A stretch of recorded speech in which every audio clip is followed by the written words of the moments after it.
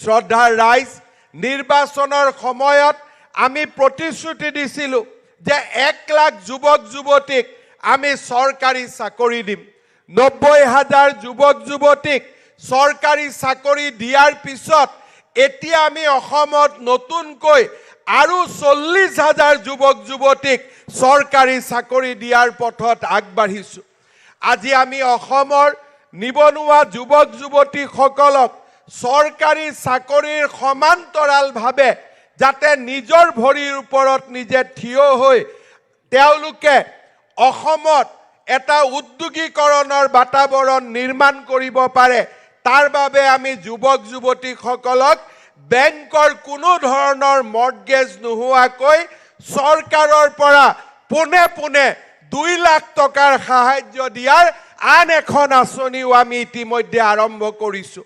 এই আঁচনিখন যিসকল যুৱকে লাভ কৰিব তেওঁলোকক 2 লাখ টকা আমি তেওঁলোকৰ বেংক একাউণ্টলৈকে হস্তান্তৰ কৰিম আৰু ভৱিষ্যতে তেওঁলোকে এই 2 লাখ টকাৰ উপৰিও বেংকৰ পৰা যাতে আৰু বহু টকা লোন ল'ব পাৰে তাৰ বাবে আমি তেওঁলোকক একোজন এণ্টাৰপ্ৰেনিয়ৰ হিচাপে নিৰ্মাণ কৰাৰ কৰ্মযজ্ঞটো আমি জপিয়াই পৰিম।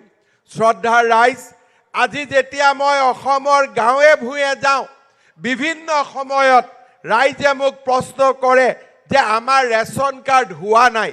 বহুত মানুহে ৰেচন কাৰ্ড পোৱা নাছিল। এতিয়া আমি অসম চৰকাৰত সিদ্ধান্ত লৈছোঁ যে 4 লাখ টকালৈকে যাৰ বছৰি উপাৰ্জন আগতে 2 লাখ টকালৈকে যাৰ বছৰি উপাৰ্জন আছিল তেওঁলোকক চৰকাৰে ৰেচন কাৰ্ড দিছিলে। এইবাৰ আমি নিয়ম কৰিছোঁ যে 4 লাখ টকালৈকে যাৰ ৰেচন কাৰ্ড থাকিব, যাৰ বছৰি উপাৰ্জন অৰ্থাৎ মাহিলী 30,000 টকা যোনে উপাৰ্জন কৰে তেওঁলোকেও ৰেচন কাৰ্ড লাভ কৰিব। ইয়াৰ ফলত অসমত অহা 12 জানুৱাৰীৰ পৰা 7 দিনৰ ভিতৰত আৰু আমি 10 লাখ পৰিয়াললৈ আমি বিনামূলীয়া ৰেচন কাৰ্ড আমি আগবঢ়াম। আগতে ৰেচন কাৰ্ডত অকল ৰেচন কাৰ্ড আছিলে, চাউল পাইছিলে।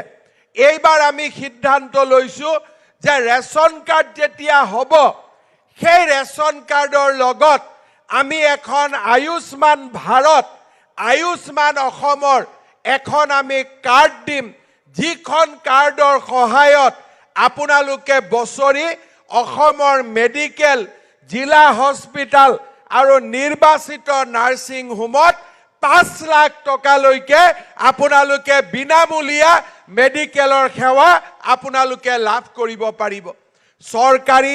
আমাৰ চৰকাৰী ৰেচন কাৰ্ড হ'ল 5 কেজিকৈ চাউল পালোঁ আৰু তাৰ লগতে আমি 5 লাখ টকাৰ মেডিকেল আমি সহায়ৰো আমি ব্যৱস্থা পালোঁ।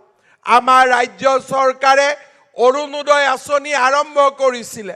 19 লাখ হিতাধিকাৰীৰে আমি আৰম্ভ কৰা অৰুণোদয়ে 27 লাখ হিতাধিকাৰীক স্পৰ্শ কৰিলে। এই বছৰ বাজেটত আমি আৰু যাতে মহিলাই অৰুণোদয় আঁচনি পাব পাৰে তাৰ বাবে আমি নতুন হিতাধিকাৰী সংযোজন কৰাৰ বাবে আমি আৰু ব্যৱস্থা হাতত ল'ম।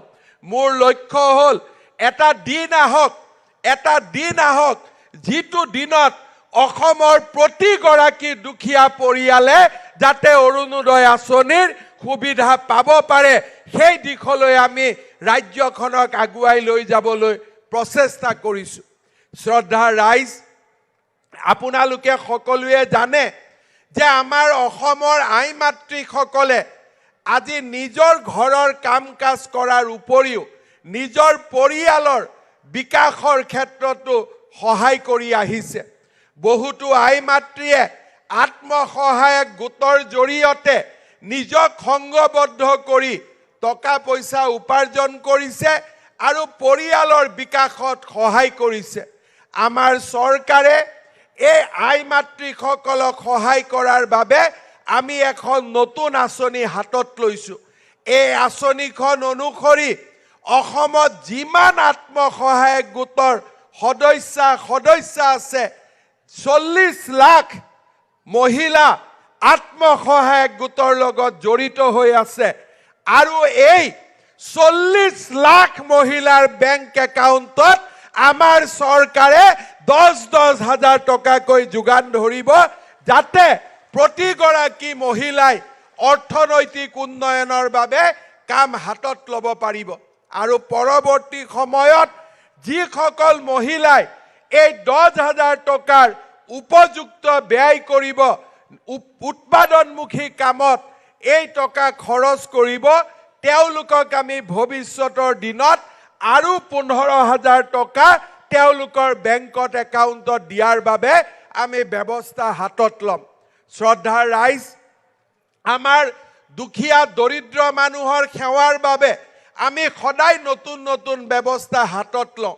বহু সময়ত আমি যেতিয়া গাঁৱত যাওঁ, বহুত মানুহে কয় যে মই চৰকাৰৰ ঘৰ পোৱা নাই। কিয় পোৱা নাই? মোৰ ঘৰত জিঅ' টেগিং হোৱা নাই। প্ৰধানমন্ত্ৰী আৱাস যোজনাৰ জৰিয়তে মোদী ডাঙৰীয়াই অসমত 20 লাখ ঘৰ মঞ্জুৰ কৰিছিল, কিন্তু তাৰ পিছতো বহুতো দুখীয়া মানুহে এতিয়ালৈকে পকা ঘৰ পোৱা নাই। যোৱা কেবিনেটত আমাৰ চৰকাৰে সিদ্ধান্ত লৈছে যে যি ধৰণে প্ৰধানমন্ত্ৰী আৱাস যোজনা হয়, সেই ধৰণে এতিয়াৰ পৰা মুখ্যমন্ত্ৰীৰ আৱাস যোজনাও হ'ব, যাতে প্ৰধানমন্ত্ৰীৰ পৰা পোৱা 1000 ঘৰ, আমাৰ পৰা দিয়া 1000 ঘৰৰে আমি যাতে 2000 দুখীয়া মানুহৰ ঘৰ নিৰ্মাণ কৰিব পাৰোঁ। মোদী ডাঙৰীয়াই সদায় কয় যে আমাৰ ভাৰতত ডাবল ইঞ্জিন চৰকাৰ হ'ব লাগে। মোদী ডাঙৰীয়াই যদি 20 লাখ ঘৰ আমাক দিছে, ৰাজ্য চৰকাৰেও যদি 10 লাখ ঘৰ বনাব পাৰে, তেতিয়াহ'লে আমাৰ দুখীয়া মানুহৰ কোনো সমস্যা আৰু নাথাকিব। সেইকাৰণে ৰাজ্য চৰকাৰে এই বছৰৰ পৰা মুখ্যমন্ত্ৰীৰ আৱাস যোজনাৰ জৰিয়তে দুখীয়া মানুহৰ গৃহ নিৰ্মাণৰ বাবেও অতিৰিক্ত মঞ্জুৰি দিয়াৰ বাবে সিদ্ধান্ত গ্ৰহণ কৰিছে। শ্ৰদ্ধাৰ ৰাইজ, দুখীয়া দৰিদ্ৰ মানুহৰ উন্নয়নৰ লগে লগে অসমৰ যাতে সমৃদ্ধ বিকাশ হয়, তাৰ বাবে আমাৰ চৰকাৰে নিৰন্তৰভাৱে কাম কৰিছে। 1 লাখ চৰকাৰী চাকৰি, মাইক্ৰ' ফাইনেন্সৰ মহিলাসকলৰ ঋণ ৰেহাই, প্ৰতিটো পৰিয়াললৈ ৰেচন কাৰ্ড, আমাৰ আয়ুষ্মান অসম, আয়ুষ্মান ভাৰতৰ জৰিয়তে 5 লাখ টকালৈকে মেডিকেলৰ সেৱা, আত্মনিৰ্ভৰ অসম আঁচনিৰ জৰিয়তে অসমৰ যুৱক যুৱতীলৈ 2 লাখ টকাকৈ আৰ্থিক সাহায্য, মহিলা আত্মসহায়ক গোটসমূহক সবলীকৰণ, মুখ্যমন্ত্ৰীৰ আৱাস যোজনাৰ দৰে আজি আমি দুখীয়া দৰিদ্ৰ জনগণৰ মাজত কাম কৰাৰ বাবে আমি প্ৰচেষ্টা কৰিছোঁ। ইয়াৰ সমান্তৰালভাৱে আমি ৰাজ্যখনৰ বহুমুখী উন্নয়নৰ বাবে কাম কৰিছোঁ। এতিয়া গুৱাহাটীত নতুনকৈ ৰিং ৰোড হ'ব। জাগিৰোডৰ গাতে স্পৰ্শ কৰি নাৰেংগীৰ পৰা কুৰুৱালৈ, কুৰুৱাৰ পৰা সোণাপুৰলৈ, সোণাপুৰৰ পৰা বাইহাটা চাৰিআলিলৈ গুৱাহাটীত ৰিং ৰোড হ'ব। গুৱাহাটী, উত্তৰ গুৱাহাটীৰ দলঙৰ কাম শেষ কৰি, মাজুলীৰ দলঙৰ কাম শেষ কৰি আমাৰ মনত আৰু এটা প্ৰচেষ্টা হৈ আছে যে মৰিগাঁও আৰু দৰং জিলাৰ মাজতো আমি ব্ৰহ্মপুত্ৰৰ ওপৰত আৰু এখন দলং নিৰ্মাণ কৰিব পাৰোঁ নেকি।